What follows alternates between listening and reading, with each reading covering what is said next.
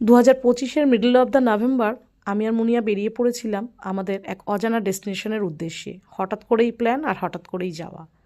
বাড়ি থেকে একটা ওলা ক্যাব নিয়েছি। হাওড়া স্টেশন আমাদের বাড়ি থেকে প্রায় 1 ঘন্টা দূর। তো স্টেশনে পৌঁছানোর আগে বড়বাজারের রাস্তাটায় প্রচণ্ড জ্যাম ছিল। আর এই রাস্তাটা প্রচণ্ড ভালো। তোমরা যারা কলকাতার বাসী তারা সবাই এই রাস্তাটা চিনবে। প্রিন্সেপ ঘাটের পাশ থেকে আমরা গেলাম। ভীষণ সুন্দর একটা রাস্তা, তাই ভিডিও করতে একদমই ভুলিনি। একটু হলেও মনে হয়েছিল যে আজকে মনে হয় ট্রেনটা মিস করে যাব, কিন্তু না, স্টেশনে পৌঁছে দেখলাম এখনও হাতে কিছুটা সময় আছে।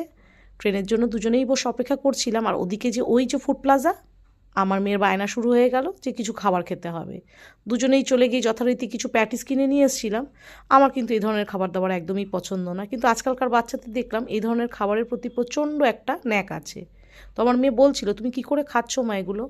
তো বললাম যে বাইরে বেরিয়েছি যখন ঘুরতে, তখন একটু কিছু না খেলে আউটিং মনে হবে না। আর এই হাসি ঠাট্টা করতে করতে আমাদের ট্রেনটাও এসে গেছে। ট্রেনে আমাদের সিট ছিল খুব কমফোর্টেবল। ট্রেনের জার্নিটাও খুব এনজয় করেছি।